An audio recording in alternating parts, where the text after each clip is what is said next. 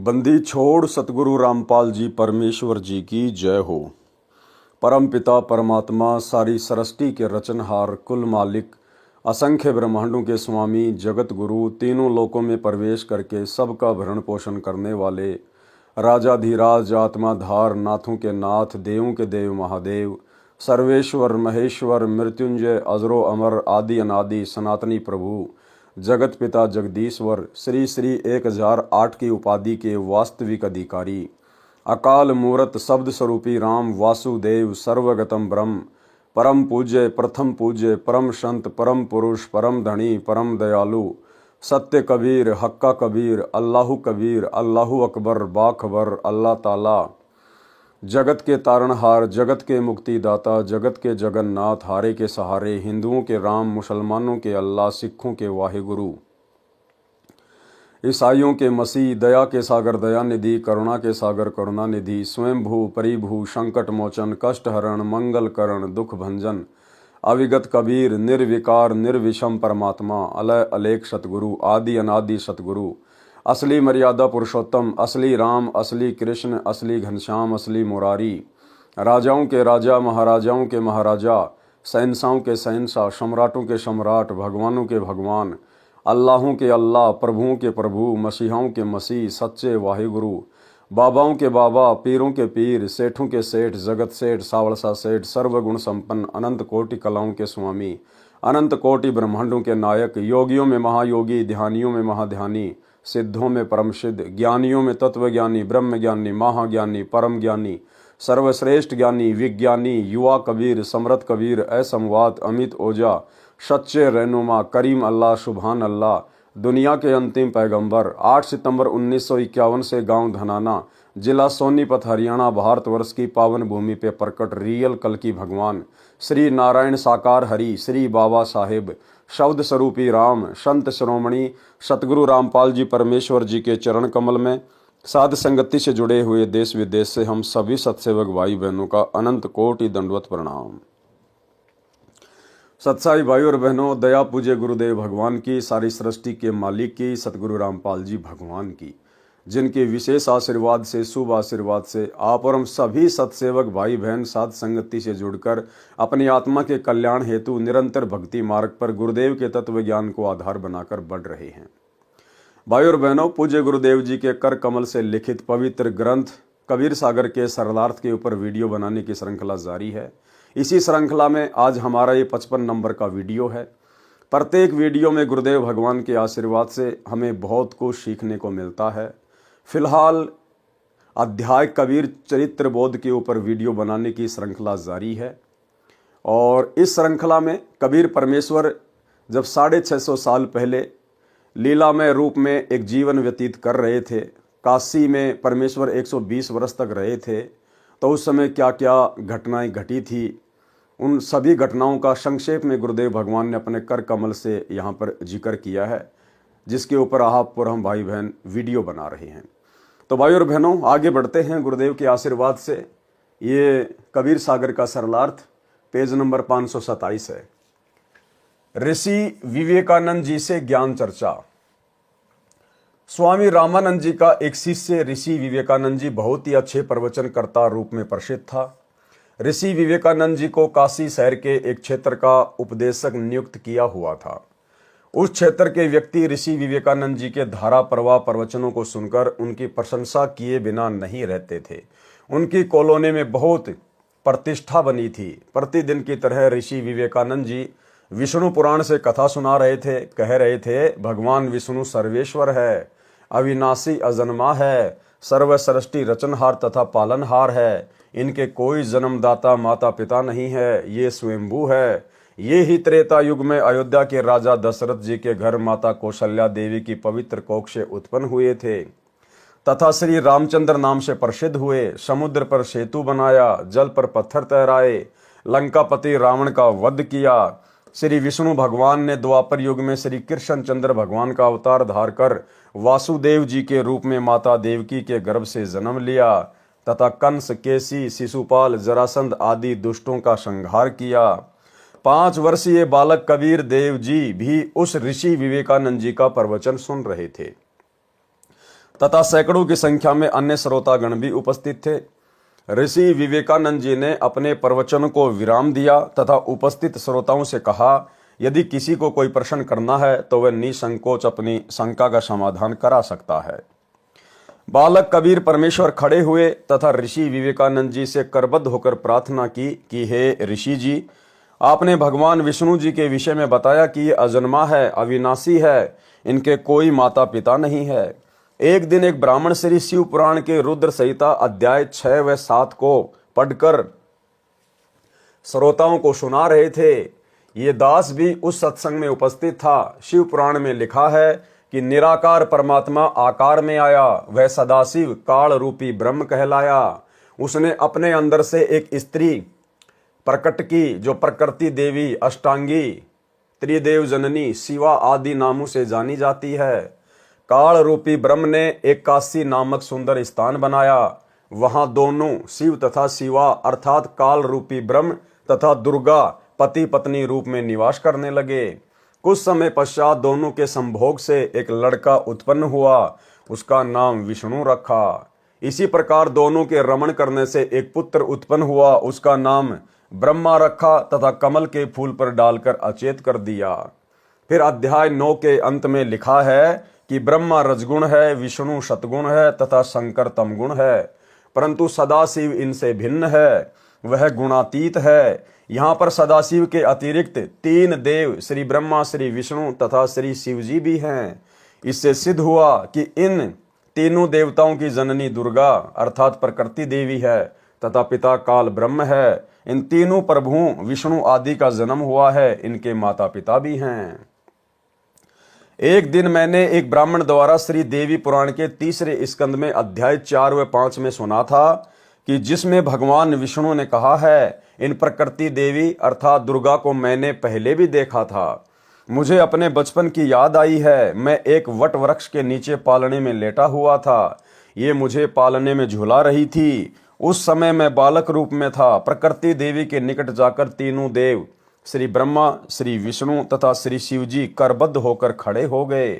भगवान विष्णु ने देवी की स्तुति की, तुम शुद्ध स्वरूपा हो, ये संसार तुम्ही से उद्भासित हो रहा है। हमारा आविर्भाव अर्थात जन्म तथा तिरोभाव अर्थात मृत्यु होती है। हम अविनाशी नहीं हैं, तुम अविनाशी हो, प्रकृति देवी हो। भगवान शंकर बोले, हे माता, यदि आप ही के गर्भ से भगवान विष्णु तथा भगवान ब्रह्मा का जन्म हुआ है तो क्या मैं तमोगुणी लीला करने वाला शंकर आपका पुत्र नहीं हुआ, अर्थात मुझे भी जन्म देने वाली तुम ही हो। हे ऋषि विवेकानंद जी, आप कह रहे हो कि पुराणों में लिखा है कि भगवान विष्णु के तो कोई माता पिता नहीं, ये अविनाशी है। इन पुराणों का ज्ञानदाता एक श्री ब्रह्मा जी है तथा लेखक भी एक ही श्री व्यास जी है, जबकि पुराणों में तो भगवान विष्णु नासवान लिखे हैं, इनके माता पिता का नाम भी लिखा है। क्यों जनता को भ्रमित कर रहे हो? कबीर वेद पढ़े पर भेद न जाने, बाचे पुराण 18, जड़ को अंधा पान खिलावे भूले सृजनहारा। कबीर परमेश्वर जी के मुख कमल से उपरोक्त पुराणों में लिखा उल्लेख सुनकर ऋषि विवेकानंद अति क्रोधित हो गया तथा उपस्थित श्रोताओं से बोले, ये बालक झूठ बोल रहा है, पुराणों में ऐसा नहीं लिखा है। उपस्थित श्रोताओं ने भी सहमति व्यक्त की कि हे ऋषि जी, आप सत्य कह रहे हो। ये बालक क्या जाने पुराणों के गूढ़ रहस्यों को। आप विद्वान पुरुष, परम विवेकशील हो, आप इस बच्चे की बातों पर ध्यान ना दो। ऋषि विवेकानंद जी ने पुराणों को उसी समय देखा जिसमें सारा विवरण विद्यमान था, परंतु मान हानि के डर से अपने झूठे वक्तव्य पर ही दृढ़ रहते हुए कहा, हे बालक, तेरा क्या नाम है? तू किस जाति में जन्मा है? तूने तिलक लगाया है? क्या तूने कोई गुरु धारण किया है? शीघ्र बताइए। कबीर परमेश्वर जी ने बोलने से पहले ही श्रोता बोले, हे ऋषि जी, इसका नाम कबीर है, ये नीरू जुलाई का पुत्र है। कबीर जी बोले, ऋषि जी, मेरा यही परिचय है जो श्रोताओं ने आपको बताया, मैंने गुरु धारण कर रखा है। ऋषि विवेकानंद जी ने पूछा, क्या नाम है तेरे गुरुदेव का? परमेश्वर कबीर जी ने कहा, मेरे पूज्य गुरुदेव वही हैं जो आपके गुरुदेव हैं, उनका नाम है पंडित रामानंद स्वामी। जुलाहे के बालक कबीर परमेश्वर जी के मुख कमल से स्वामी रामानंद जी को अपना गुरु जी बताने से ऋषि विवेकानंद जी ने ज्ञान चर्चा का विषय बदलकर परमेश्वर कबीर जी को बहुत बुरा भला कहा तथा श्रोताओं को भड़काने व वास्तविक विषय भुलाने के मकसद से कहा, देखो रे भाइयों, ये कितना झूठा बालक है। ये मेरे पूज्य गुरुदेव श्री श्री 1008 स्वामी रामानंद जी को अपना गुरु जी कह रहा है। मेरे गुरु जी तो इन अछूतों के दर्शन भी नहीं करते, शूद्रों का अंग भी नहीं छूते। अभी जाता हूं गुरु जी को बताता हूं।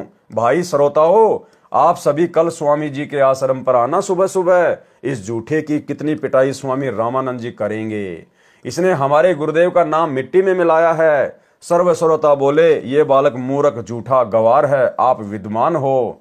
कबीर जी ने कहा, निरंजन धन तेरा दरबार, निरंजन धन तेरा दरबार, जहाँ पर तनिक न न्याय विचार, जहाँ पर तनिक न न्याय विचार। वैस्या ओडे मुल मुल खासा, गले मोतियों का हार, वैस्या ओडे मुल मुल खासा, गले मोतियों का हार। पतिव्रता को मिले न खादी, सूखा निरस आहार, निरंजन धन तेरा दरबार, जहाँ पर तनिक न न्याय विचार। भाई पाखंडी की पूजा जग में संत को कहे लबार, पाखंडी की पूजा जग में संत को कहे लबार। अज्ञानी को परम विवेकी, ज्ञानी को मूढ़ गवार, निरंजन धन तेरा दरबार, जहाँ पर तनिक न न्याय विचार। कहें कबीर सुनो भाई साधो, सब उल्टा व्यवहार, कहें कबीर सुनो भाई साधो, सब उल्टा व्यवहार। सच्चों को तो झूठ बतावे, इन झूठों का एतबार, निरंजन धन तेरा दरबार, जहाँ पर तनिक न न्याय विचार। बंदी छोड़ कबीर परमेश्वर जी अपने घर चले गए। वह ऋषि विवेकानंद अपने गुरु रामानंद स्वामी जी के आश्रम में गया तथा सर्व घटना की जानकारी बताई। हे स्वामी जी, एक छोटी जाति का जुलाहे का लड़का कबीर अपने आप को बड़ा विद्वान सिद्ध करने के लिए भगवान विष्णु जी को नासवान बताता है। हे ऋषि जी, उसने तो हम ब्राह्मणों का घर से निकलना ही दूभर कर दिया है, हमारी नाक काट डाली, अर्थात हमें महाशर्मिंदा लज्जित होना पड़ रहा है। उसने कल भरी सभा में कहा है कि पंडित रामानंद स्वामी मेरे गुरुजी हैं, मैंने उनसे दीक्षा ले रखी है। उस कबीर ने तिलक भी लगा रखा है, जैसा हम वैष्णव संत लगाते हैं। अपने शिष्य विवेकानंद की बात सुनकर स्वामी रामानंद जी बहुत क्रोधित होकर बोले, हे विवेकानंद, कल सुबह उसे मेरे सामने उपस्थित करो, देखना सर्व के समक्ष उसकी झूठ का पर्दाफाश करूंगा।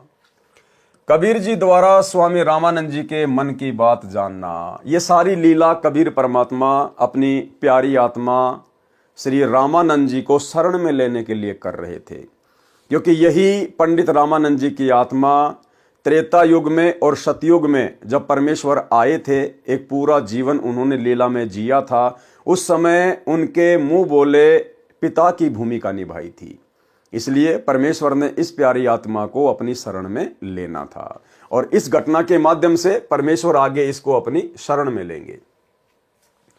दूसरे दिन विवेकानंद ऋषि अपने साथ 9 व्यक्तियों को लेकर जुलाहा कॉलोनी में नीरू के मकान के विषय में पूछने लगा कि नीरू का मकान कौन सा है। क्या लिख रहे हैं भाई और बहनों, ध्यान देना शब्दों पर। 9 व्यक्तियों को लेकर दूसरे दिन पंडित विवेकानंद 9 अन्य व्यक्तियों को लेकर जुलाहों की कॉलोनी में गया कबीर परमात्मा को लेने के लिए।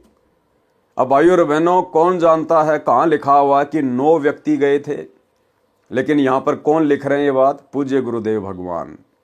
ये स्वयं कबीर परमात्मा है इनसे कुछ भी छुपा हुआ नहीं है, इनको सृष्टि का दाने दाने का ज्ञान है। तो 9 व्यक्ति पंडित विवेकानंद जी के साथ में गए थे उस दिन कबीर परमेश्वर जी को लाने के लिए।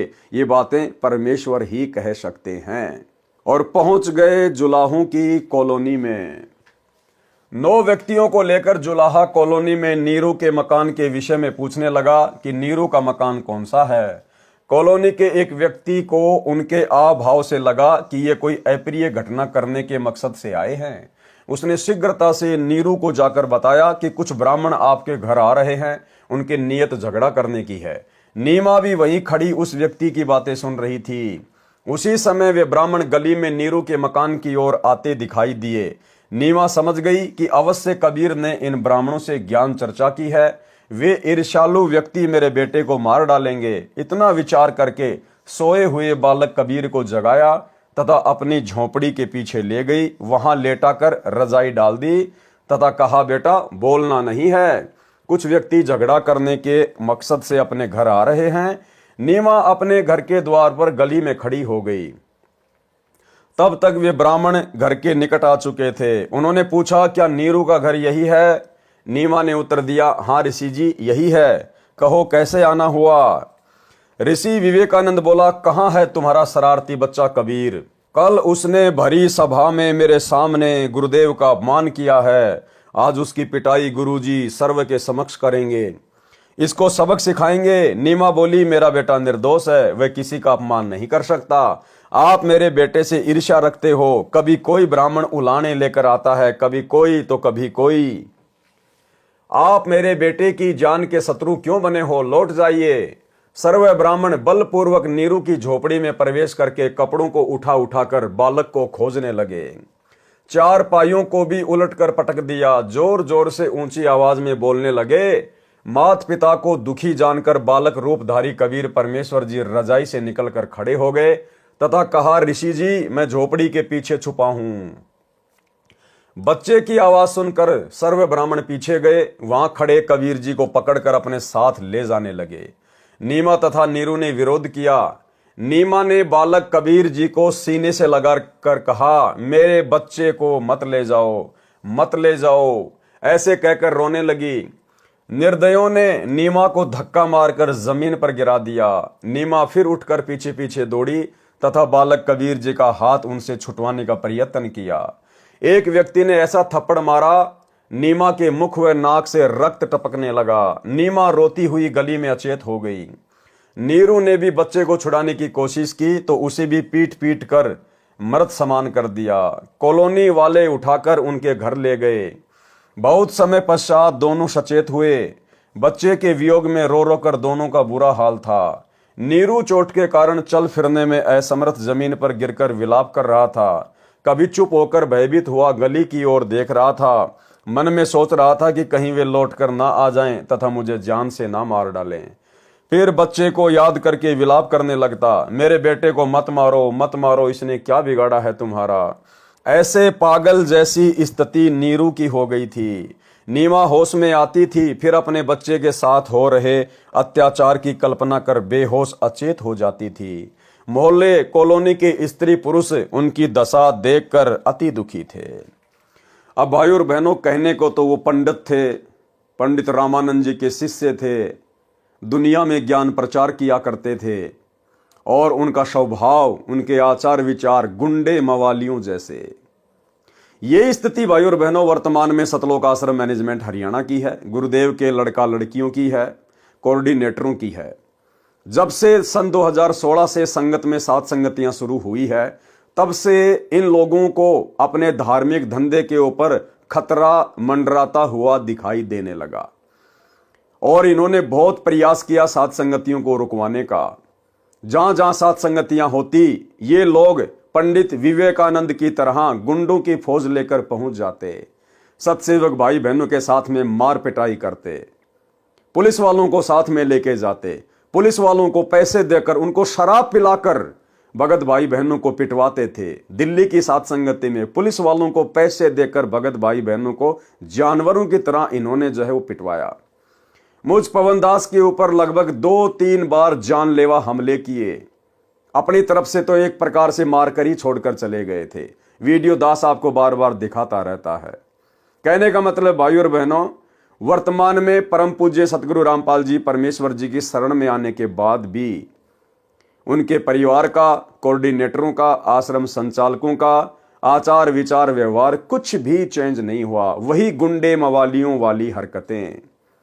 इसलिए भाइयों और बहनों, परमात्मा ने अंत में फिर सात संगतियां शुरू करवाई और एक सच्चे मिशन को परमेश्वर ने सात संगति के माध्यम से आगे बढ़ाया। मोहल्ले कॉलोनी के स्त्री पुरुष उनकी दशा देखकर अति दुखी थे। प्रातः काल का समय था। स्वामी रामानंद जी गंगा नदी पर स्नान करके लौटे ही थे, अपनी कुटिया में बैठे थे। जब उन्हें पता चला कि उस बालक कबीर को पकड़कर ऋषि विवेकानंद जी की टीम ला रही है, तो स्वामी रामानंद जी ने अपनी कुटिया के द्वार पर कपड़े का पर्दा लगा लिया, ये दिखाने के लिए कि मैं पवित्र जाति का ब्राह्मण हूं तथा शूद्रों को दीक्षा देना तो दूर की बात है, सुबह सुबह तो दर्शन भी नहीं करता। ऋषि विवेकानंद जी ने बालक कबीर देव जी को कुटिया के समक्ष खड़ा करके कहा, हे गुरुदेव, ये रहा वह झूठा बच्चा कबीर जुलाहा। उस समय ऋषि विवेकानंद जी ने अपने प्रचार क्षेत्र के व्यक्तियों को विशेषकर बुला रखा था, ये दिखाने के लिए कि ये कबीर झूठ बोलता है। स्वामी रामानंद जी कहेंगे, मैंने इसको कभी दीक्षा नहीं दी, जिससे सर्व उपस्थित व्यक्तियों को ये बात जचेगी कि कबीर पुराणों के विषय में भी झूठ बोल रहा था, जिनके बारे में कबीर जी ने लिखा बताया था कि श्री विष्णु जी, श्री शिव जी तथा ब्रह्मा जी नासवान है, इनका जन्म होता है तथा मृत्यु भी होती है, तथा इनकी माता का नाम प्रकृति देवी दुर्गा है तथा पिता का नाम सदाशिव अर्थात काल ब्रह्म है। जिन हाथों से कबीर परमेश्वर को पकड़ कर लाए थे, उन सर्व व्यक्तियों ने अपने हाथ मिट्टी से रगड़ रगड़ कर धोए तथा सर्व उपस्थित व्यक्तियों के समक्ष बाल्टी में जल भरकर स्नान किया। सभी वस्त्र जो शरीर पर पहन रखे थे वे भी कूट कूट कर धोए। स्वामी रामानंद जी ने अपनी कुटिया के द्वार पर खड़े 5 वर्षीय बालक कबीर से ऊंची आवाज में प्रश्न किया, हे बालक, आपका क्या नाम है? कौन जाति में जन्म है? आपका भक्ति पंथ मार्ग कौन सा है? उस समय लगभग 1000 की संख्या में दर्शक उपस्थित थे। बालक कबीर जी ने भी आधीनता से ऊंची आवाज में उत्तर दिया, जाति मेरी जगत गुरु परमेश्वर है पंथ, गरीबदास लिखित पढ़े मेरा नाम निरंजन कंत। ए स्वामी सृष्टा में सृष्टि मेरे तीर, दास गरीब अधर बसूं अविगत सत्य कबीर। गोता मारूं स्वर्ग में जा बैठूं पाताल, गरीबदास ढूंढत फिरूं हीरे माणिक लाल। भावार्थ, कबीर जी ने कहा, हे स्वामी रामानंद जी, परमेश्वर के घर कोई जाति नहीं है। आप विद्वान पुरुष होते हुए वर्ण भेद को महत्व दे रहे हो। मेरी जाति व नाम तथा भक्ति पंथ जानना चाहते हो तो सुनो। मेरा नाम वही कबीर देव है जो वेदों में लिखा है, जिसे आप जी पढ़ते हो। मैं वह निरंजन माया रहित कंत सर्व का पति अर्थात सबका स्वामी हूँ। मैं ही सर्व सृष्टि रचनहार सृष्टा हूँ। ये सृष्टि मेरे ही आश्रित तीर यानी किनारे है। मैं ऊपर सत्य लोक में निवास करता हूँ। मैं वह अमर अव्यक्त अविगत सत्य कबीर हूँ, जिसका वर्णन गीता अध्याय 8 श्लोक 20 से 22 में है। हे स्वामी जी, गीता अध्याय 7 श्लोक 24 में गीता ज्ञानदाता अर्थात काल ब्रह्म अपने विषय में बताता है कि ये मूर्ख मनुष्य समुदाय मुझ अव्यक्त को श्री कृष्ण रूप में व्यक्ति मान रहे हैं। मैं सबके समक्ष प्रकट नहीं होता। ये मनुष्य समुदाय मेरे इस अश्रेष्ठ अटल नियम से अपरिचित है। गीता अध्याय 7 श्लोक 25 में कहा है कि मैं गीता ज्ञानदाता अपनी योग माया अर्थात सिद्धि शक्ति से छिपा हुआ अपने वास्तविक रूप में सबके समक्ष प्रत्यक्ष नहीं होता। ये अज्ञानी जन समुदाय मुझ श्री कृष्ण व राम आदि की तरह माता से जन्म लेने वाले प्रभु को तथा अविनाशी जो अन्य अव्यक्त परमेश्वर है उसको नहीं जानते। हे स्वामी रामानंद जी, गीता अध्याय 7 श्लोक 24-25 में गीता ज्ञानदाता काल ब्रह्म क्षर पुरुष ने अपने को अव्यक्त कहा है। ये प्रथम अव्यक्त प्रभु हुआ। अब सुनो दूसरे तथा तीसरे अव्यक्त प्रभुओं के विषय में। गीता अध्याय 8 श्लोक 18-19 में गीता ज्ञानदाता ने अपने से अन्य अव्यक्त परमात्मा का वर्णन किया है। कहा है, ये सर्व चराचर प्राणी दिन के समय अव्यक्त परमात्मा से उत्पन्न होते हैं, रात्रि के समय उसी में लीन हो जाते हैं। यह जानकारी काल ब्रह्म ने अपने से अन्य अव्यक्त प्रभु पर ब्रह्म अर्थात अक्षर ब्रह्म के विषय में दी है। यह दूसरा अव्यक्त अविगत प्रभु हुआ। तीसरे अव्यक्त अविगत परमात्मा अर्थात परम अक्षर ब्रह्म के विषय में गीता अध्याय 8 श्लोक 20 से 22 में कहा है कि जिस अव्यक्त प्रभु का गीता अध्याय 8 श्लोक 18-19 में वर्णन किया है वह पूर्ण प्रभु नहीं है, वह भी वास्तव में अविनाशी प्रभु नहीं है, परंतु उस अव्यक्त जिसका विवरण उपरोक्त श्लोक 18-19 में है उससे भी अति परे दूसरा जो सनातन अव्यक्त भाव है वह परम दिव्य परमेश्वर सब भूतों यानी प्राणियों के नष्ट होने पर भी नष्ट नहीं होता। वह अक्षर अव्यक्त अविनाशी अविगत अर्थात वास्तव में अविनाशी अव्यक्त प्रभु इस नाम से कहा गया है। उसी अक्षर अव्यक्त की प्राप्ति को परम गति कहते हैं। जिस दिव्य परम परमात्मा को प्राप्त होकर साधक वापस लौटकर इस संसार में नहीं आते, इसी का विवरण गीता अध्याय 15 श्लोक 1 से 4 तथा श्लोक 16-17 में भी है। वह धाम अर्थात जिस लोक में वह अविनाशी परमात्मा रहता है वह धाम मेरे वाले लोक ब्रह्म लोक से श्रेष्ठ है। हे पार्थ, जिस अविनाशी परमात्मा के अंतर्गत सर्व प्राणी हैं, जिस सच्चिदानंद घन परमात्मा से यह समस्त जगत परिपूर्ण है, वह सनातन अव्यक्त परमेश्वर तो अनन्य भक्ति से प्राप्त होने योग्य है। गीता अध्याय 8 श्लोक 20, 21, 22। हे स्वामी रामानंद जी, मैं वही तीसरी श्रेणी वाला अविगत सत्य अविनाशी भाव वाला परमेश्वर कबीर हूं, जिसे वेदों में कबीर देव कहा है, वही कबीर देव मैं कहलाता हूं। हे स्वामी रामानंद जी, सर्व सृष्टि को रचने वाला सृष्टा मैं ही हूं। मैं ही आत्मा का आधार, जगत गुरु, जगत पिता, बंधु तथा जो सत्य साधना करके सत्यलोक जा चुके हैं उनको सतलोक पहुंचाने वाला मैं ही हूं।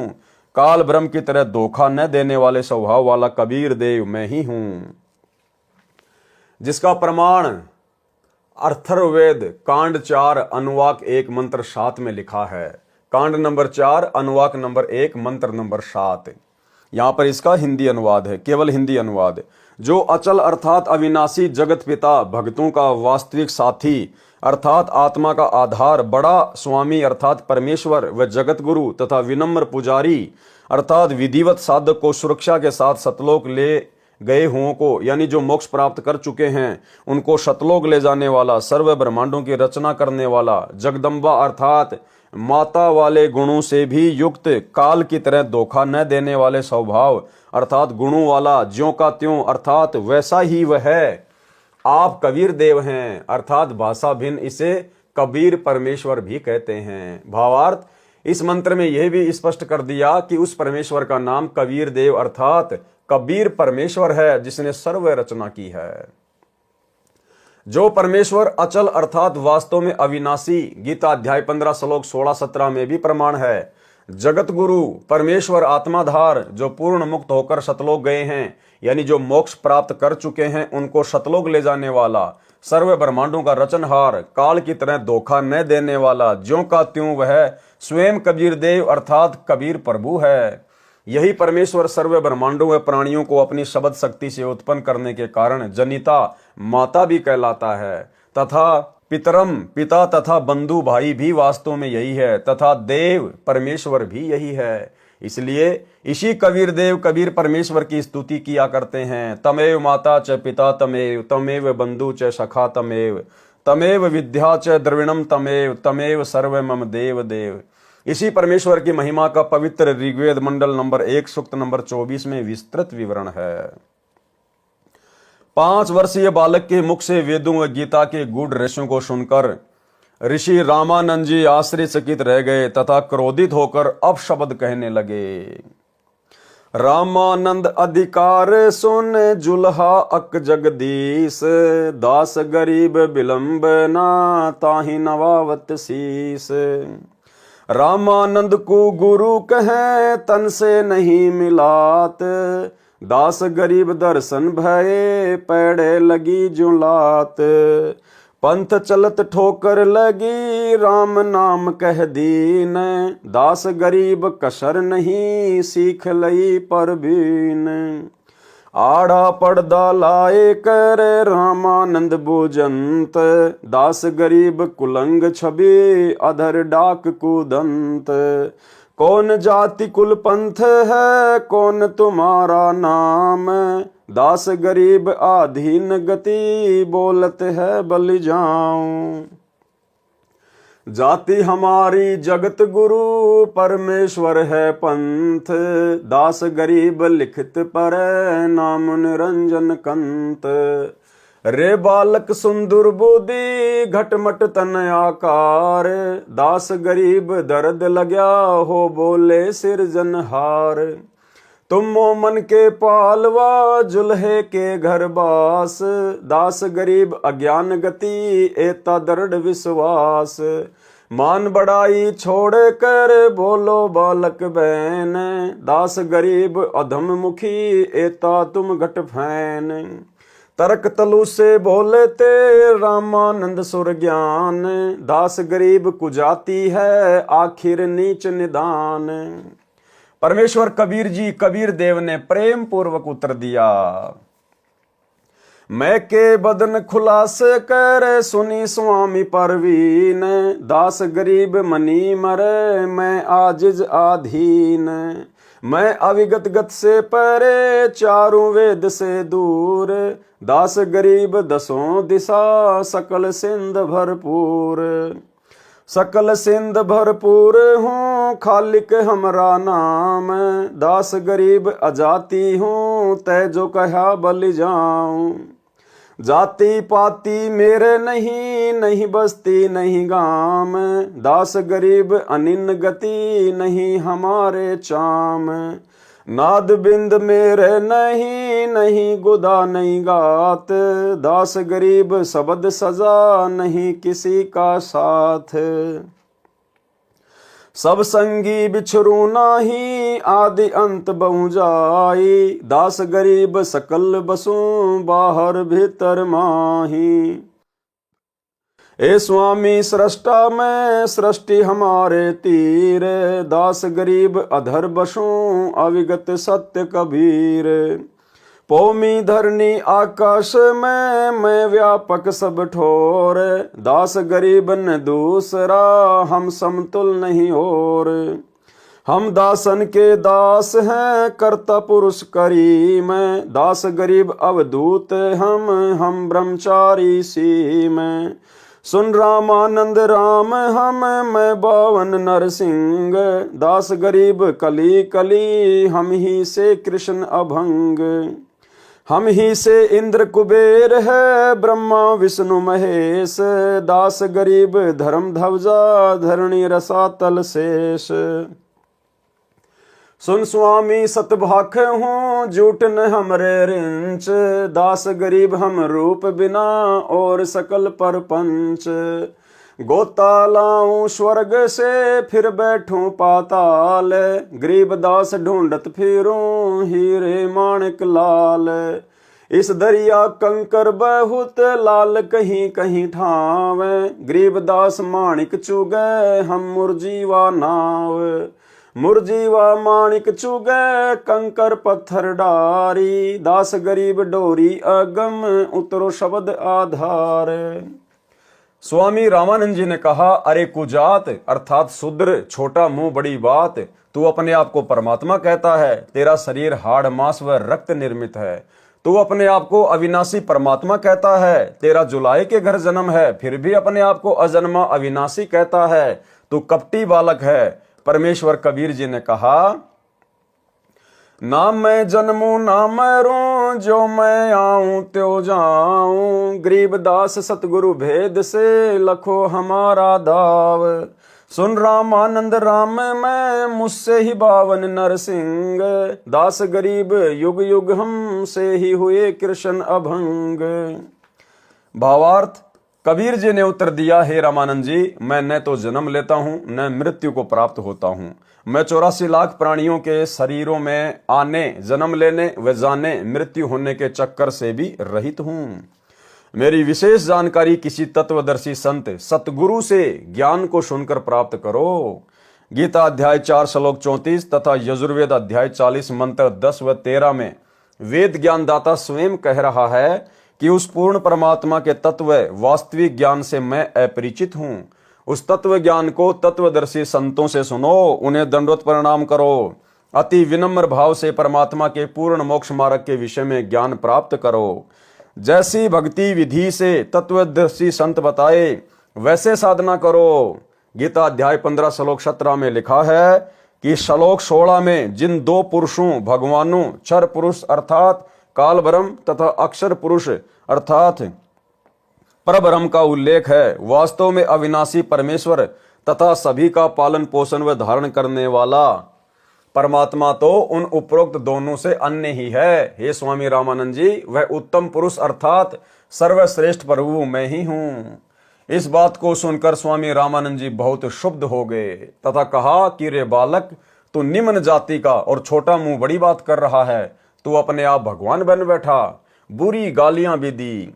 कबीर साहिब बोले कि गुरुदेव, आप मेरे गुरुजी हैं, आप मुझे गाली दे रहे हो तो भी मुझे आनंद आ रहा है, लेकिन मैं जो आपको कह रहा हूं मैं ज्यों का त्यों पूर्ण ब्रह्म ही हूं, इसमें कोई संशय नहीं है।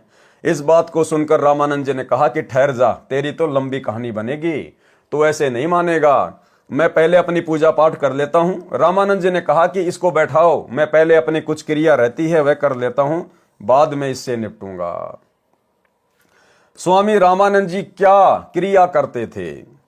भगवान विष्णु जी की एक काल्पनिक मूर्ति बनाते थे, अपने मन में काल्पनिक मूर्ति बनाया करते थे, सामने मूर्ति दिखाई देने लग जाती थी। जैसे कर्मकांड करते हैं, भगवान की मूर्ति के पहले वाले सारे कपड़े उतार कर उनको जल से स्नान करवाकर फिर स्वच्छ कपड़े भगवान ठाकुर को पहनाकर गले में माला डालकर तिलक लगाकर मुकुट रख देते हैं।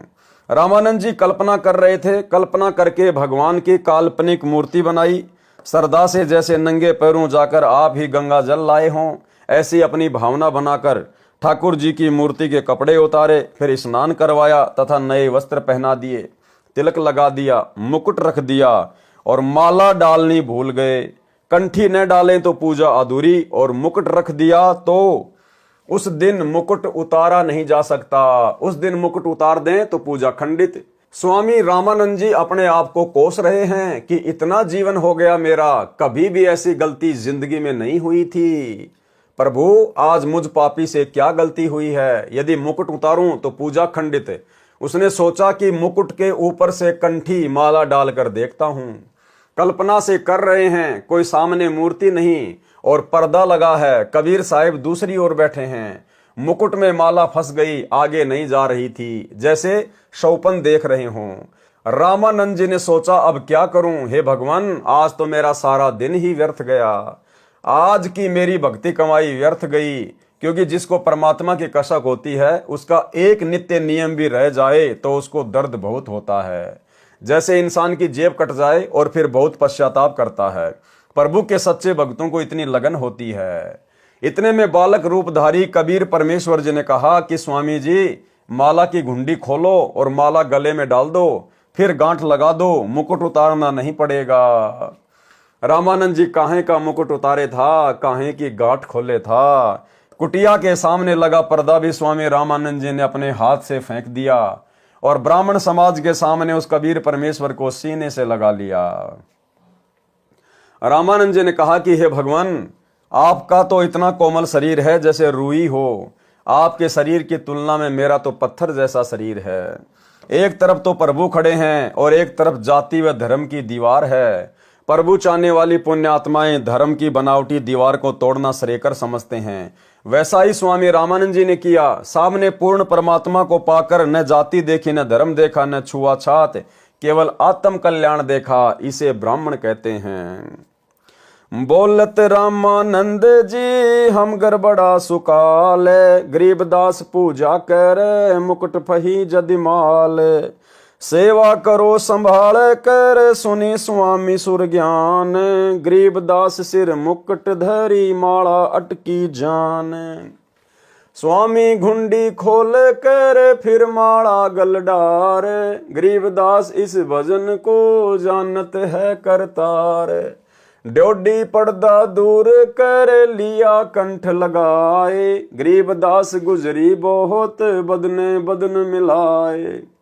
मन की पूजा तुम लखी मुकुट माल पर बेस, गरीबदास गति को लखै कौन वरण क्या भेस। ये तो तुम शिक्षा दई मान लई मन मोर, गरीबदास कोमल पुरुष हमरा बदन कठोर। कबीर देव द्वारा ऋषि रामानंद के आश्रम में 2 रूप धारण करना। स्वामी रामानंद जी ने परमेश्वर कबीर जी से कहा कि आपने झूठ क्यों बोला। कबीर परमेश्वर जी बोले, कैसा झूठ स्वामी जी। स्वामी रामानंद जी ने कहा कि आप कह रहे थे कि आपने मेरे से नाम ले रखा है, आपने मेरे से उपदेश कब लिया। बालक रूपधारी कबीर परमेश्वर जी बोले, एक समय आप स्नान करने के लिए पंचगंगा घाट पर गए थे, मैं वहां लेटा हुआ था, आपके पैरों की खड़ाऊ मेरे सिर में लगी थी, आपने कहा था कि बेटा राम राम बोलो। रामानंद जी बोले, हाँ अब कुछ याद आया, परंतु वह तो बहुत छोटा बच्चा था, क्योंकि उस समय 5 वर्ष की आयु के बच्चे बहुत बड़े हो जाया करते थे, तथा 5 वर्ष के बच्चे के शरीर तथा 2.5 वर्ष के बच्चे के शरीर में दुगना अंतर हो जाता है। कबीर परमेश्वर जी ने कहा, स्वामी जी देखो मैं ऐसा था। स्वामी रामानंद जी के सामने ही खड़े हैं और एक 2.5 वर्षीय बच्चे का दूसरा रूप बनाकर किसी सेवक की वहां पर चारपाई बिछी थी, उसके ऊपर विराजमान हो गए। रामानंद जी ने 6 बार तो इधर देखा और 6 बार उधर देखा, फिर आंखें मल मल कर देखा कि कहीं तेरी आंखें धोखा तो नहीं खा रही हैं। इस प्रकार देख ही रहे थे कि इतने में कबीर परमेश्वर जी का छोटे वाला रूप हवा में उड़ा और कबीर परमेश्वर जी के बड़े 5 वर्ष वाले स्वरूप में समा गया। 5 वर्ष वाले स्वरूप में कबीर परमेश्वर जी रह गए। रामानंद जी बोले कि मेरा संशय मिट गया कि आप ही पूर्ण ब्रह्म हो। हे परमेश्वर, आपको कैसे पहचान सकते हैं? आप किस जाति में उत्पन्न तथा कैसी वेशभूषा में खड़े हो? हम नादान प्राणी आपके साथ वाद विवाद करके दोषी हो गए, क्षमा करना परमेश्वर। कबीर देव, मैं आपका अनजान बच्चा हूं। रामानंद जी ने फिर अपनी अन्य शंकाओं का निवारण करवाया। शंका, हे कबीर देव, मैं राम राम कोई मंत्र शिष्यों को जाप करने को नहीं देता। यदि आपने मुझसे दीक्षा ली है तो वह मंत्र बताइए जो मैं शिष्य को जाप करने को देता हूं। उत्तर कबीर देव का, हे स्वामी जी, आप ओम नाम जाप करने को देते हो तथा ओम भगवते वासुदेवाय नमः का जाप तथा विष्णु स्तोत्र की आवर्ती की भी आज्ञा देते हो। फिर शंका, आपने जो मंत्र बताया ये तो सही है, एक शंका और है, उसका भी निवारण कीजिए। मैं जिसे शिष्य बनाता हूं उसे एक चिन्ह देता हूं, वह आपके पास नहीं है। उत्तर बंदी छोड़ कबीर जी बोले, हे गुरुदेव, आप तुलसी की लकड़ी के एक मणके की कंठी माला गले में पहनने के लिए देते हो। ये देखो गुरुजी, उसी दिन आपने अपनी कंठी गले से निकालकर मेरे गले में पहनाई थी। ये कहते हुए कबीर देव ने अपने कुर्ते के नीचे गले में पहनी वही कंठी माला सार्वजनिक कर दी। रामानंद जी समझ गए ये कोई साधारण बच्चा नहीं है, ये प्रभु का भेजा हुआ कोई तत्वदर्शी आत्मा है, इसे ज्ञान चर्चा करनी चाहिए। चर्चा के विषय को आगे बढ़ाते हुए स्वामी रामानंद जी बोले, हे बालक कबीर, आप अपने आप को परमेश्वर कहते हो, परमात्मा ऐसा अर्थात मनुष्य जैसा थोड़े है। हे कबीर जी, उस स्थान परम धाम को यदि एक बार दिखा दें तो मन शांत हो जाएगा। मैं वर्षों से ध्यान योग अर्थात हठ योग करता हूं। मैं समाधिस्थ होकर आकाश में बहुत ऊपर तक सैर कर आता हूं। परमेश्वर कबीर जी ने कहा, हे स्वामी जी, आप समाधिस्थ होइए। स्वामी रामानंद जी का हठ योग यानी ध्यान मेडिटेशन करना नित्य का अभ्यास था। तुरंत ही समाधिस्थ हो गए। समाधि दशा में स्वामी जी की सुरती यानी ध्यान त्रिवेणी तक जाती थी। त्रिवेणी पर 3 रास्ते हो जाते हैं। बाया रास्ता धर्मराज के लोक तथा ब्रह्मा विष्णु तथा शिव जी के लोकों में तथा स्वर्ग लोक आदि को जाता है। दाया रास्ता 88,000 खेड़ों नगरियों की ओर जाता है। सामने वाला रास्ता ब्रह्मलोक को जाता है, वह ब्रह्मरंध्र भी कहा जाता है। स्वामी रामानंद जी कई जन्मों से साधना करते हुए आ रहे थे, इस कारण से इनका ध्यान तुरंत लग जाता था। बालक रूपधारी परमेश्वर कबीर जी स्वामी रामानंद जी को ध्यान में आगे मिले तथा वहां का सर्व भेद रामानंद जी को बताया। हे स्वामी जी, आपकी भक्ति साधना कई जन्मों की संचित है। जिस समय आप शरीर त्याग कर जाओगे, इस बाएं रास्ते से जाओगे। इस रास्ते में स्वचालित द्वार ऑटोमेटिक खुलने वाले गेट लगे हैं। जिस साधक की जिस भी लोक की साधना होती है वह धर्मराय के पास जाकर अपना लेखा करवाकर इसी रास्ते से आगे चलता है। उसी लोक का द्वार अपने आप खुल जाता है, वह द्वार तुरंत बंद हो जाता है। वह प्राणी पुनः उस रास्ते से लौट नहीं सकता। उस लोक में समय पूरा होने के पश्चात पुनः उसी मार्ग से धर्मराज के पास आकर अन्य जीवन प्राप्त करता है। धर्मराज का लोक भी उसी बाईं ओर जाने वाले रास्ते में सर्वप्रथम है। उस धर्मराज के लोक में प्रत्येक की भक्ति अनुसार स्थान तय होता है। आप स्वामी रामानंद जी की भक्ति का आधार विष्णु जी का लोक है। आप अपने पुण्य को इस लोक में समाप्त करके पुनः पृथ्वी लोक पर शरीर धारण करोगे। ये हरहट के कुएं जैसा चक्कर आपकी साधना से कभी समाप्त नहीं होगा। ये जन्म मृत्यु का चक्कर तो केवल मेरे द्वारा बताए तत्व ज्ञान द्वारा ही समाप्त होना संभव है। परमेश्वर कबीर जी ने फिर कहा, हे स्वामी जी, जो सामने वाला द्वार है ये ब्रह्मरंध्र है। ये वेदों में लिखे किसी भी मंत्र जाप से नहीं खुलता। ये तो मेरे द्वारा बताए सत्य नाम जो 2 मंत्र का होता है, एक ओम मंत्र तथा दूसरा तत्। ये तत् सांकेतिक है। वास्तविक नाम मंत्र तो उपदेश लेने वाले को बताया जाएगा, उसके जाप से खुलता है। ऐसा कहकर परमेश्वर कबीर जी ने सत्य नाम 2 मंत्रों के नाम का जाप किया। तुरंत ही सामने वाला द्वार ब्रह्मरंध्र खुल गया। परमेश्वर कबीर जी अपने साथ स्वामी रामानंद जी की आत्मा को लेकर उस ब्रह्मरंध्र में प्रवेश कर गए। उसके पश्चात वह द्वार तुरंत बंद हो गया। उस द्वार से निकलकर लंबा रास्ता तय किया, ब्रह्मलोक में गए। आगे फिर 3 रास्ते हैं। बाईं ओर एक रास्ता महास्वर्ग में जाता है। उस महास्वर्ग में नकली डुप्लीकेट सतलोक, अलखलोक, अगमलोक तथा अनामी लोकों की रचना काल ब्रह्म ने अपनी पत्नी दुर्गा से करवा रखी है। प्राणियों को धोखा देने के लिए उन सर्व नकली लोकों को दिखाकर वापस आए। दाईं ओर सप्तपुरी, ध्रुव लोक आदि हैं।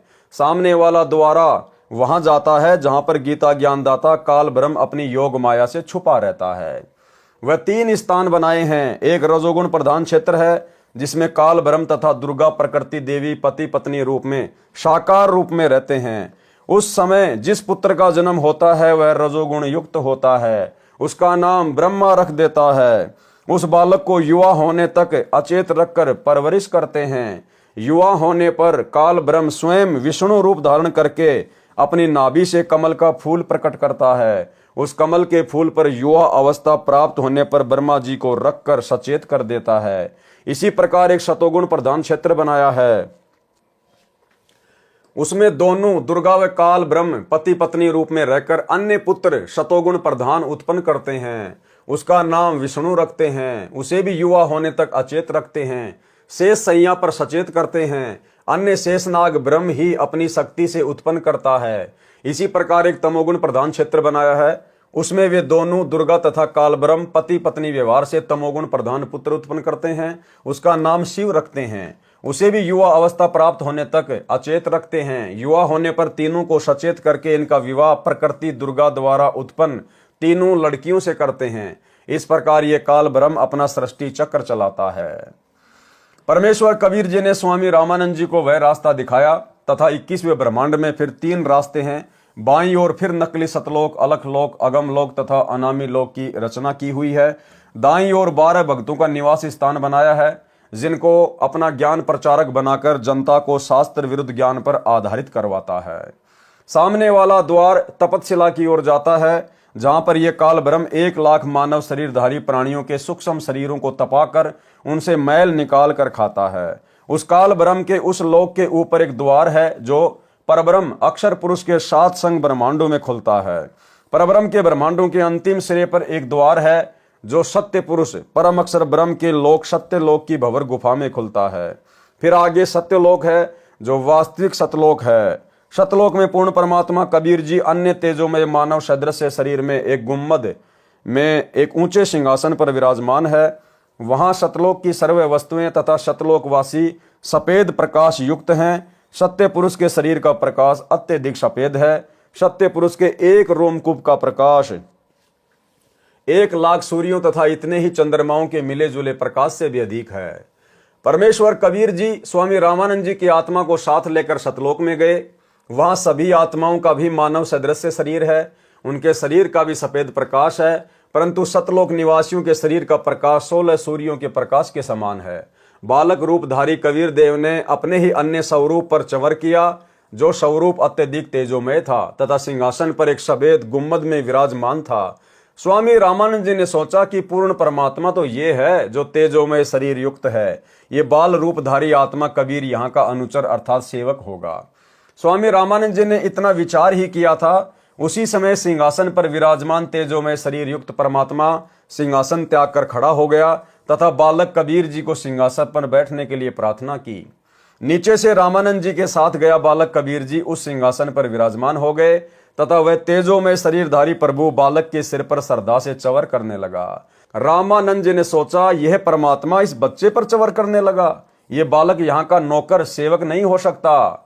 इतने में तेजोमय शरीर वाला परमात्मा उस बालक कबीर जी के शरीर में समा गया। बालक कबीर जी का शरीर उसी प्रकार उतने ही प्रकाश युक्त हो गया जितना पहले सिंहासन पर बैठे पुरुष परमेश्वर का था।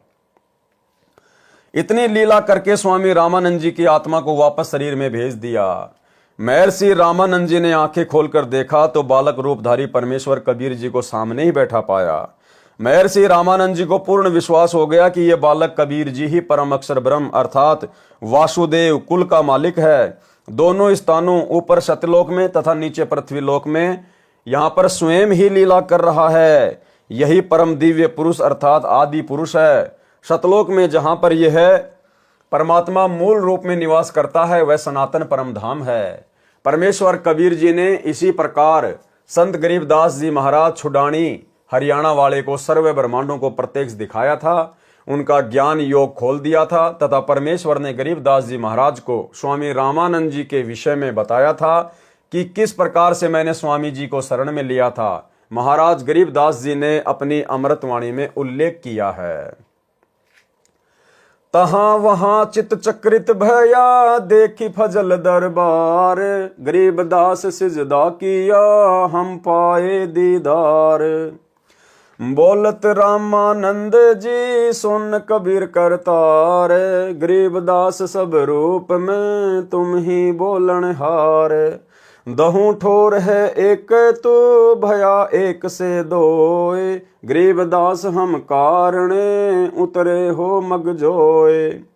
तुम साहिब तुम संत हो तुम सतगुरु तुम हंस, गरीबदास तुम रूप बिना और न दूजा अंश। तुम स्वामी मैं बाल बुद्धि भरम कर्म किए नाश, गरीबदास निज ब्रह्म तू हमरे दर्द विश्वास।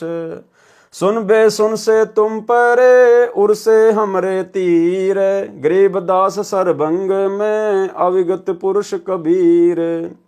कोटि कोटि सिजदा किए कोटि कोटि प्रणाम, गरीबदास अनहद अधर हम पर से तुम धाम। बोले रामानंद जी सुनो कबीर सुभान, गरीबदास मुक्ता भये उदरे पिंड अरु प्राण।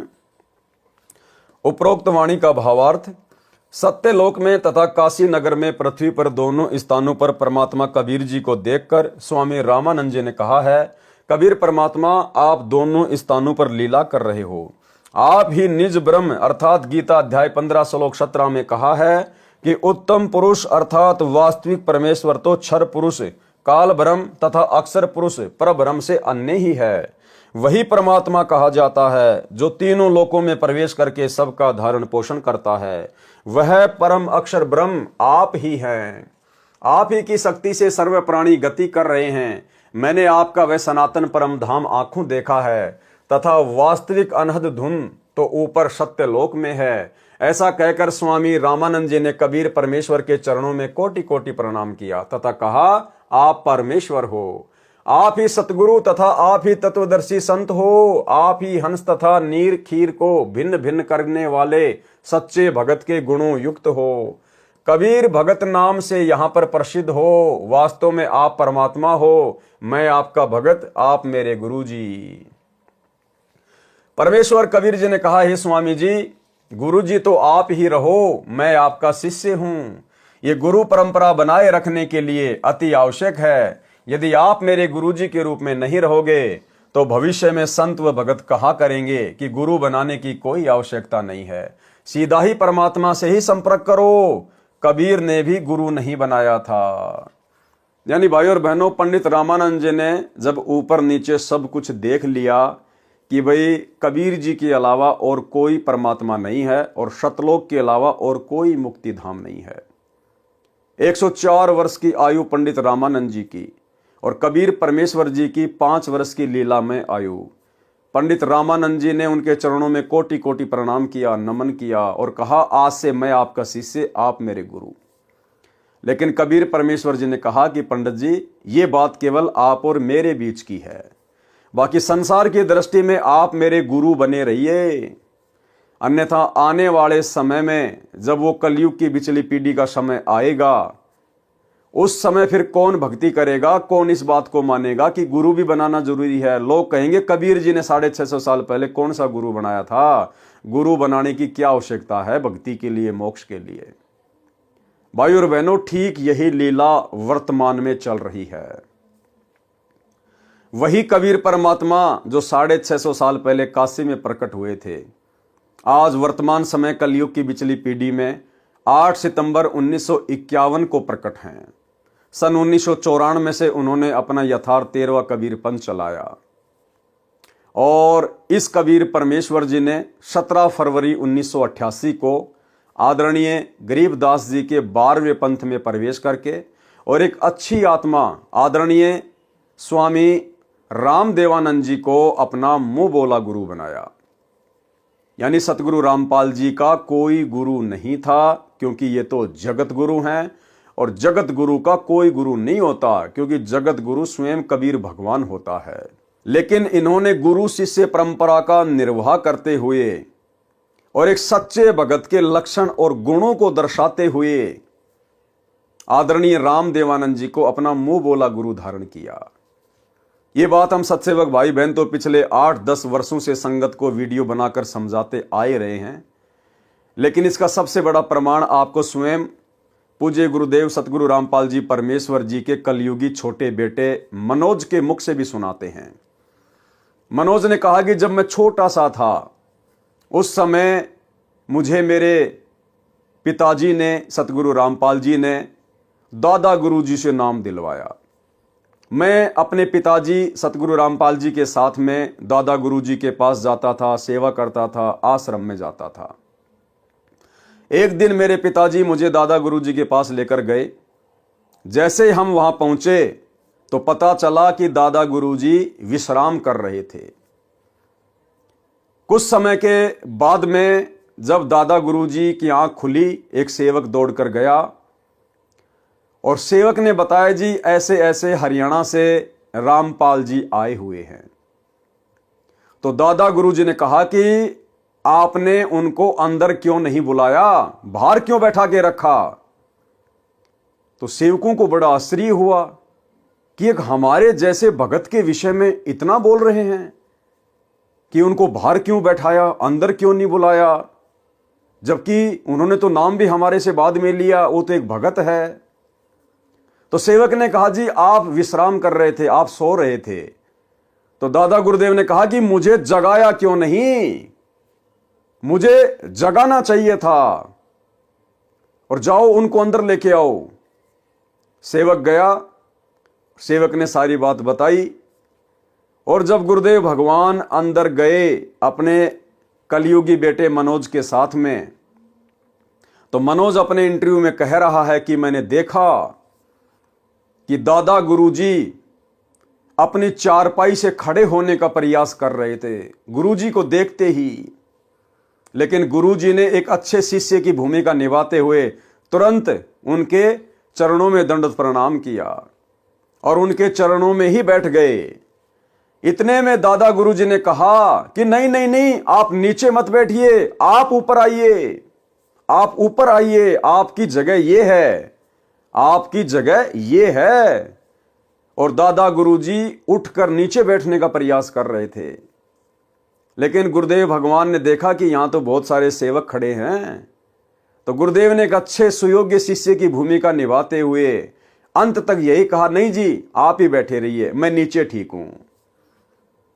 अंत में दादा गुरुदेव ने कहा कि आप कम से कम चारपाई पर तो बैठिए, लेकिन गुरुदेव भगवान ने एक अच्छे शिष्य की भूमिका निभाते हुए उनके चरणों में ही बैठना स्वीकार किया और एक टक दादा गुरुजी सतगुरु रामपाल जी के चेहरे की तरफ देखते रहे। उसके बाद में मनोज ने कहा कि ये सेम टू सेम वही घटना घटी जो घटना 650 साल पहले कबीर परमेश्वर और पंडित रामानंद जी के बीच में घटित हुई। यानी भाइयों और बहनों, ठीक है, सतगुरु रामपाल जी का कलयुगी परिवार, सतलोक आश्रमों से जुड़े हुए भाई बहन, कोऑर्डिनेटर, ये आज भी सतगुरु रामपाल जी को कबीर परमात्मा नहीं मानते हैं। आज भी ये इन्हें पूर्ण परमात्मा नहीं मानते हैं। अगर मानते तो फिर सतगुरु रामपाल जी के रहते सहते वो दाढ़ी मूछ वाली कबीर जी की समझे जाने वाली फोटो को परमात्मा मानकर ये जून के महीने में उसका कबीर प्रकट दिवस ना मनाते। लेकिन ये अपने गुरु को केवल मानुष मानते हैं, अपने जैसा एक व्यक्ति मानते हैं। और भगवान कबीर आज भी उस दाढ़ी मूछ वाली कबीर जी की मुर्दा फोटो को ही मानते हैं। तो आप जी मनोज के मुख से ये छोटा सा इंटरव्यू सुनिए जो आपके विश्वास को दृढ़ करेगा और आपको विश्वास अवश्य होगा कि हाँ, मेरे पूज्य गुरुदेव सतगुरु रामपाल जी परमेश्वर स्वयं कबीर परमात्मा है और ये सेम टू सेम वही लीला चल रही है जो लीला परमेश्वर जी ने 650 साल पहले की थी। सुनिए छोटा सा इंटरव्यू। सर, वो दौर चल ही रहा था, आपने इतनी सारी बातें बताई तो बहुत ही अनसुनी बातें हैं और बहुत ही रोचक बातें हैं। ऐसा कोई पल हो जब आपका स्कूल के समय का कोई ऐसी यादगार हो, संत रामपाल जी से जुड़ी हो, आपको याद हो, वो हमारे दर्शकों को बताना चाहेंगे। जब मैं छोटा था तो एक बार मैं स्कूल के लिए तैयार हो रहा था, स्कूल जाने के लिए तैयारी कर ली, ड्रेस वैस पहन ली। तो पिताजी ऊपर एक रूम है, हमारा मकान है, उसके ऊपर रूम है, उस रूम से नीचे आए। मैं बोले कहाँ की तैयारी है? मैं बोला पिताजी पापा जी स्कूल जा रहा हूँ मैं। तो पिताजी बोले अच्छा स्कूल की तैयारी है? माँ जी। मैं बोला चलो दादा गुरु जी के पास चलोगे? मैं बड़ा खुश हुआ, माँ स्कूल से छुट्टी लगेंगे और दादा गुरु जी के पास जाएंगे। तो बड़ी खुशी हुई, माँ हाँ जी चलूंगा चलूंगा। उसके बाद पिताजी ने मम्मी जी को बोला कि इसको तैयार कर दो और 2 जोड़ी कपड़े डाल दो, हम स्वामी रामदेव महाराज जी के पास पंजाब में तलवंडी बाई जा रहे हैं। तो मम्मी जी ने तैयार कर दिया, मैं चल पड़ा पिताजी के साथ। तो हम तलवंडी बाई पहुंचे। उस समय आना जाना क्या साधन से करते थे? उस समय बस से गए थे, उस समय संत रामपाल जी और बस से आना जाना करते थे। अच्छा, संत रामपाल जी बस से गए थे? हाँ, मैं और पिताजी संत रामपाल जी महाराज बस से तलवंडी बाई पहुंचे। तो वो टाइम था लगभग 12-1 बजे का था। 12-1 बजे हुए थे। तो हम तलवंडी बाई, जो स्वामी रामदेव जी महाराज जी के कई आश्रम है, तो वो तलवंडी बाई, मोगा, चुडानी, नजफगढ़, बहुत जगह आश्रम थे स्वामी रामदेव महाराज जी के।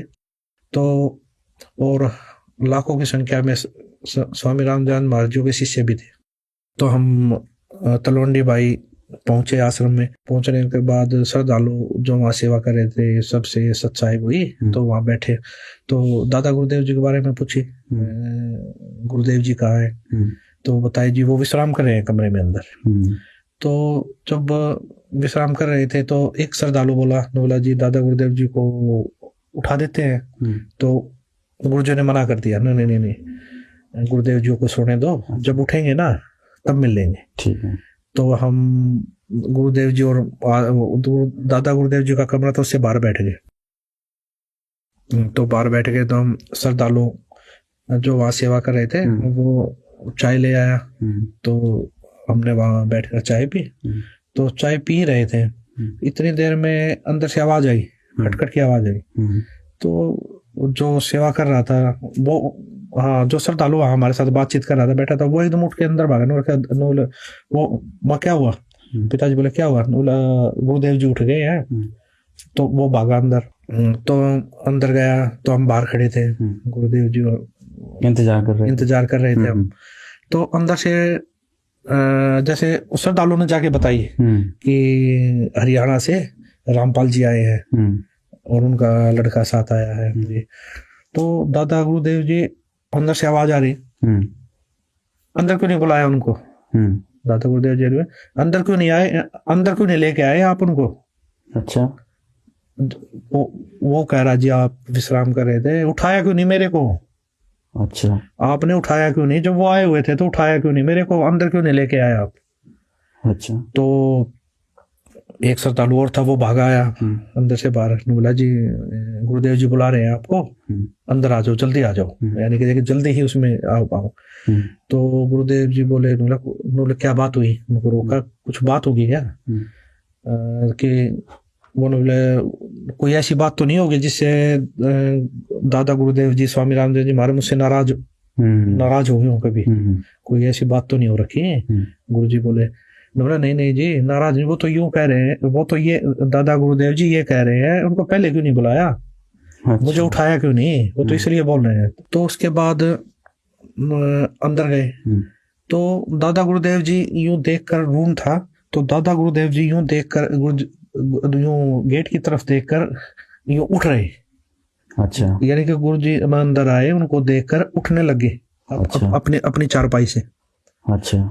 हाँ, उठने लगे तो गुरु जी, हम स्पीड से चल ही रहे थे, जाके गुरुजी के चरण लिए, चरण लेके गुरुजी के खड़े, तो दादा गुरुजी उठ रहे थे, उठते साथ बोले जी आप यहाँ बैठिए। अच्छा। दादा गुरुदेव जी बोले जी आप बैठिए। संत रामपाल जी महाराज, संत रामपाल जी महाराज जी को बोले जी आप बैठिए यहाँ। अब श्रद्धालु जो दो सेवक थे वो खड़े थे वहां, वो भी आश्चर्य में, दादा गुरुजी क्या बोल रहे हैं। और दादा गुरुदेव जी हाथ जोड़ कर बोले जी आप बैठिए। तो गुरुदेव जी ने हाथ जोड़े, बोला नहीं जी आप बैठिए, गुरुदेव जी ये स्थान तो आपका है, आप बैठिए। गुरुदेव जी, दादा गुरुदेव जी भी यूं करके नहीं जी आप बैठिए। कम से कम 2-3 मिनट तक ये चीजें चलती रही। अच्छा। जैसे कोई घर में मेहमान आ जाता, हम कहते जी बैठिए, वो कहने नहीं जी पहले आप बैठिए। तो कम से कम 2-3 मिनट तक ये चीजें चली है, मैंने देखी है ये चीजें। अच्छा था उस समय, ध्यान नहीं था भाई इतना। सर ये तो जो आपने बताया ये बात बहुत ही अद्भुत है, क्योंकि सनातन धर्म में, हिंदू धर्म में, अपनी गुरु परंपरा में अगर देखा जाए तो गुरु पद उच्च होता है और शिष्य का स्थान जो होता है वो नीचे होता है। आज इस प्रकार से आप एक घटना का जिक्र कर रहे हैं, तो स्वामी जी अपने चारपाई पे संत रामपाल जी महाराज को बिठाने के लिए बोल रहे हैं। जी जी, ये चीजें मुझे भी, चलो उस समय बचपना था इतनी समझ में, लेकिन आंखों के सामने ये चीजें चल तो रही थी। ये क्या हुआ उस समय? हाँ, ये क्या हो रहा है। और उस समय 2 सेवक भी वहीं खड़े, वो भी आश्चर्य में, उनकी भी वो भी यूं देख रहे बिल्कुल ये चीजें, स्वामी रामदेव जी महाराज जी मतलब क्या कर रहे हैं। तो ये चीजें 2-3 मिनट तक चली, वो मैंने देखी वहां पर। वो चीजें जब देखी तो गुरुदेव जी ने बड़े ही मतलब ये लगा लिए, बड़े ही आधीनता से कई बार प्रार्थना करने के बाद स्वामी रामदेव महाराज जी को चारपाई पे वापस बैठाया। फिर भी स्वामी रामदेव महाराज जी ये बोले वहां नहीं, चारपाई पे बैठो आप भी। गुरु जी को बोला आप चारपाई पे बैठो, फिर भी अच्छा। नीचे नहीं बैठना है। गुरुदेव जी ने चरण पकड़े और गुरु जी के चरण लिए, चरण लेके गुरुदेव जी नीचे बैठ गए, चरण दबाने लगे। गुरुदेव संत रामपाल जी महाराज जी बोला जी, संत रामपाल जी महाराज जी चरण सेवा करने लगे, तो मैं भी चरण सेवा करने लग गया। तो स्वामी रामदेव जी महाराज जी तब भी मैं देख रहा था, उस समय भी बड़े ही गुरुजों की तरफ देखते रहे, फिर भी मतलब यूं देखते रहे, गुरुजों की तरफ देखते रहे। अच्छा। हाँ, ये चीज बड़ा ही अचंभित लगी उस समय, मैं देख रहा था मैं ये क्या चीज है क्या नहीं। श्रद्धालु जो सेवक खड़े थे वो तो मतलब ये लगा लीजिए देखते ही रहे, बिल्कुल आंखें फटी रह गई उनकी।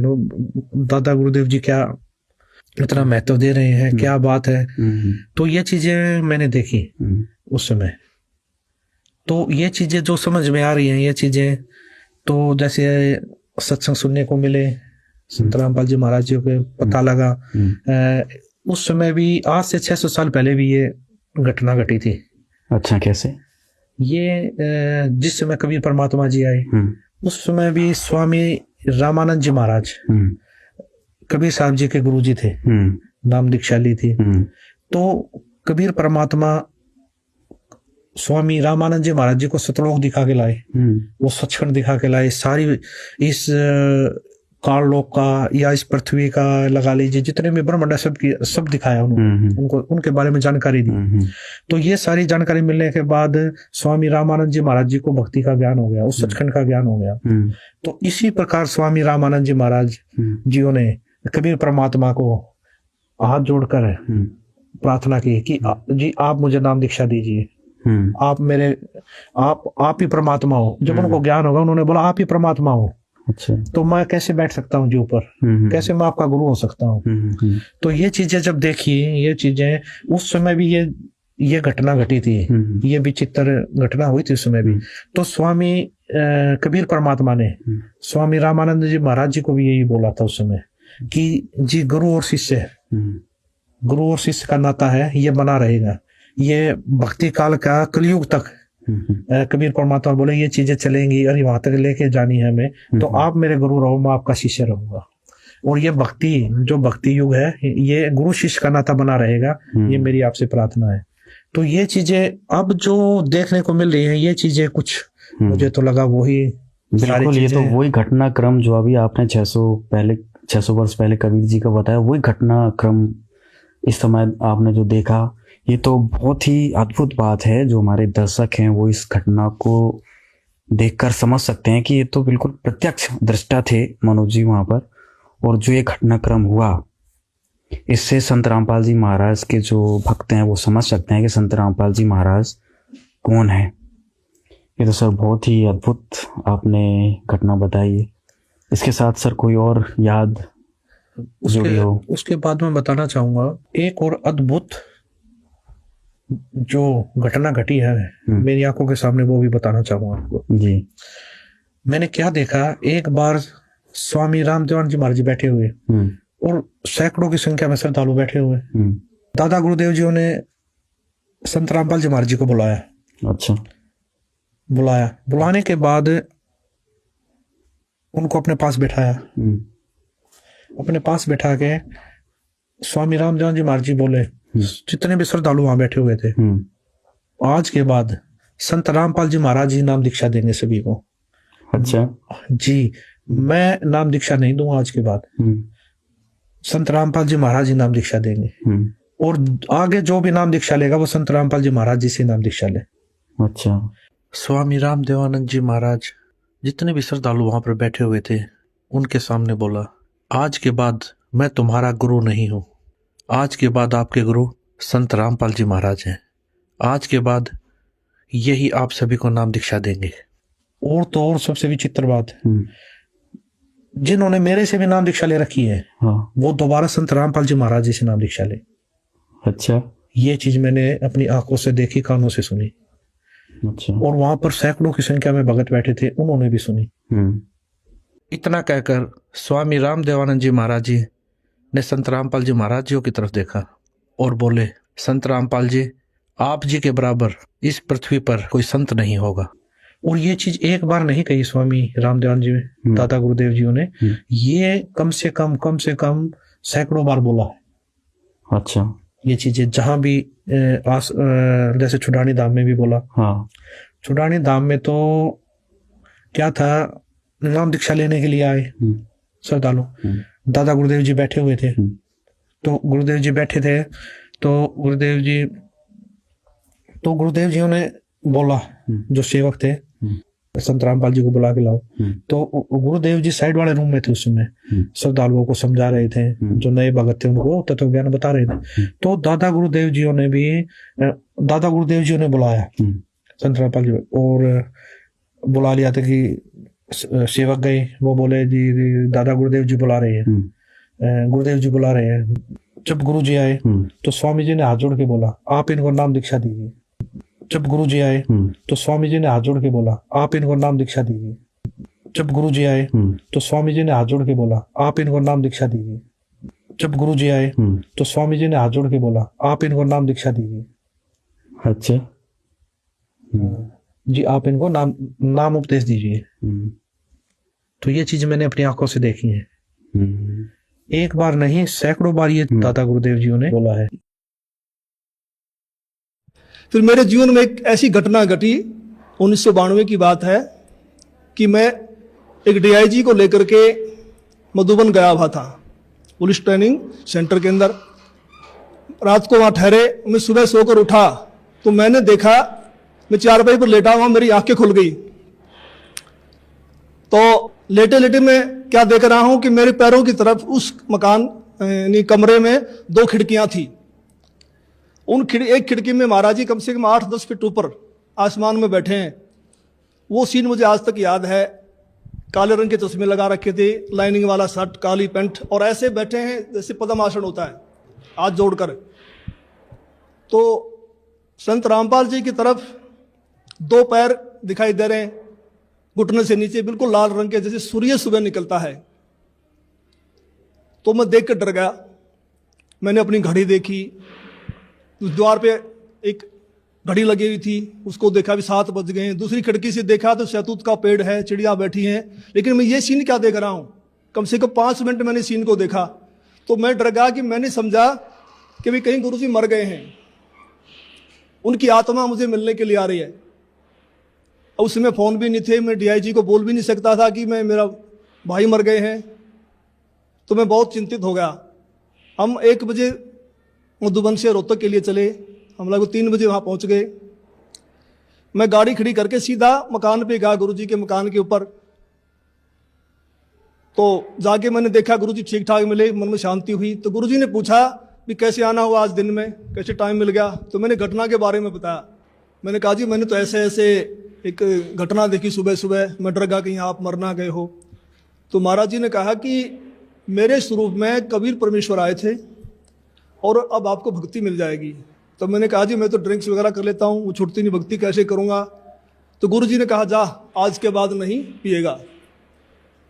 तो उनके एक शब्द से ऐसी दीवार खड़ी हो गई कि आज 1992 की बात है, आज 2013 हो गया, यानी लगभग 21 वर्ष हो गए।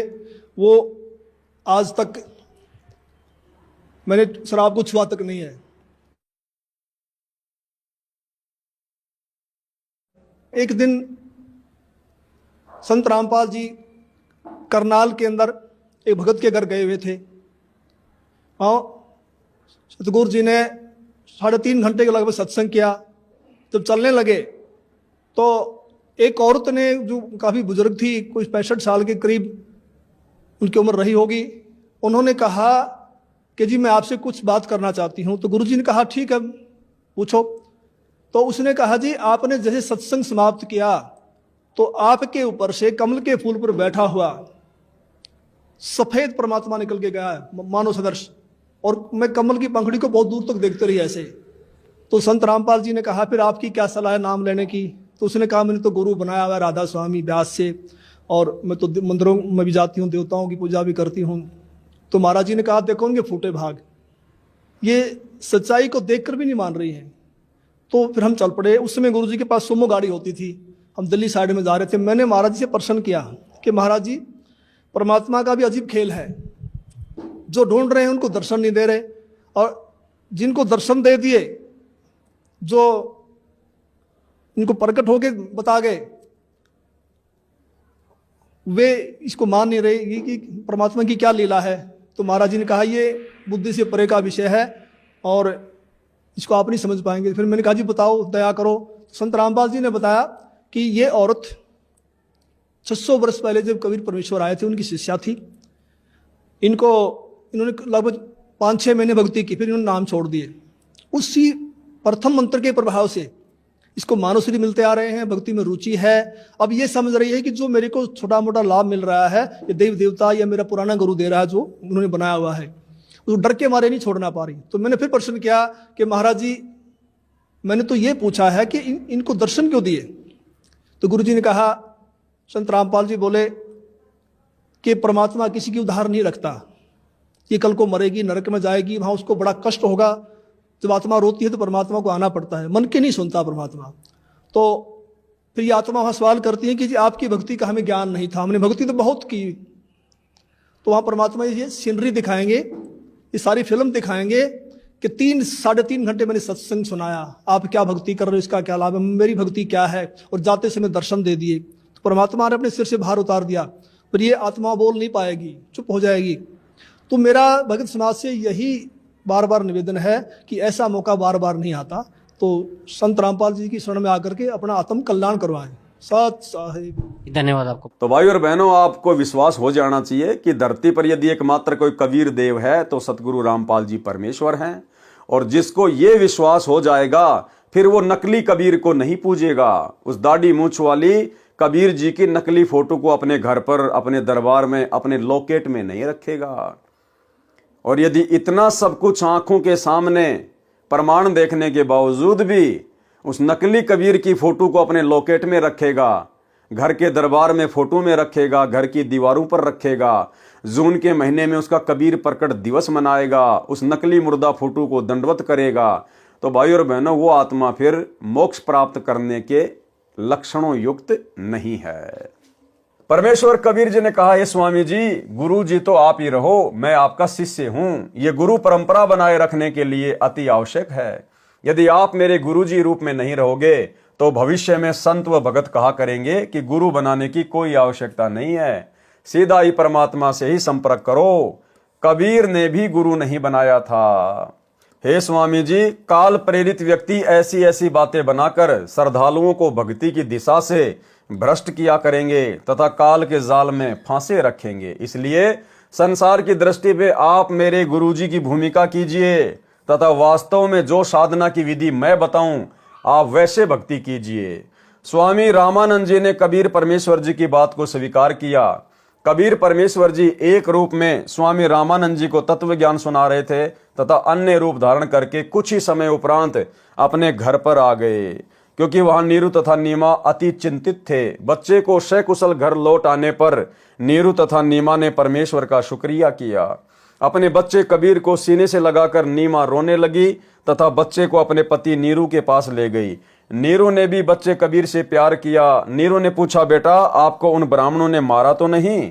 कबीर जी बोले, नहीं पिताजी, स्वामी रामानंद जी बहुत अच्छे हैं, मैंने उनको गुरु बना लिया है। उन्होंने मुझको सर्व ब्राह्मण समाज के समक्ष सीने से लगाकर कहा है ये मेरा शिष्य है। आज से मैं सर्व हिंदू समाज के सर्व जातियों के व्यक्तियों को शिष्य बनाया करूंगा। माता पिता नीरू तथा नीमा अति प्रसन्न हुए तथा घर के कार्य में व्यस्त हो गए।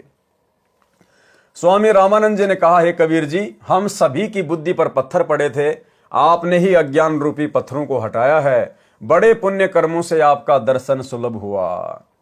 ये शब्द अगम निगम बोध के पृष्ठ 38 पर लिखा है। मेरा नाम कबीरा, हूं जगत गुरु जाहिरा, तीन लोक में यश है मेरा, त्रिकुटी है अस्ताना, 5 3 हम ही ने कीने, जाते रचा जिहाना, गगन मंडल में बासा मेरा, 9 कमल पर माना, ब्रह्म बीज हम ही से आया, बनी जो मूर्ति नाना, शंखों लहर मेहर की उपजय, बाजय अनहद बाजा, गुप्त वेद वाही को देंगे, शरण हमारी आजा, भाव बंधन से लेऊं छुड़ाई, निर्मल करूं शरीरा, सुर नर मुनि कोई भेद न पावे, पावे संत गभीरा, वेद कतेब में भेद न पूरा, काल जाल जंजाला, कहे कबीर सुनो गुरु रामानंद, अमर ज्ञान उजाला। नेकी सेऊ सम्मन के बलिदान की कथा। तो भाई और बहनों, आज के वीडियो में केवल इतना ही, क्योंकि गुरुदेव के कर कमल से लिखित पवित्र ग्रंथ कबीर सागर के सरलार्थ के ऊपर जो वीडियो बनाए जा रहे हैं और वर्तमान में जो वीडियो बन रहे हैं ये कुछ रोचक कथाओं के ऊपर हैं। तो ये कथाएं हमने गुरुदेव के मुख कमल से अनेकों बार सुनी हुई है और इन कथाओं का जो निष्कर्ष है ये हम पहले के वीडियो में भली भांति समझ चुके हैं। तो वर्तमान में इन रोचक कथाओं को केवल हम गुरुदेव के कर कमल से लिखित होने के कारण हम इनको पढ़ेंगे। इनको पढ़ने मात्र से, इनको सुनने मात्र से भी हम ढेर सारे पुण्य के भागी बनते हैं। तो भाई और बहनों, आज के वीडियो में केवल इतना ही। कल रात्रि 8 बजे फिर से दास के Facebook page Pawan Das is live के ऊपर लाइव जुड़िए एक नए वीडियो के साथ में। तब तक गुरुदेव भगवान हम सबको आज्ञा दें, इजाजत दें, आशीर्वाद दें। बंदी छोड़ सतगुरु रामपाल जी भगवान की जय हो।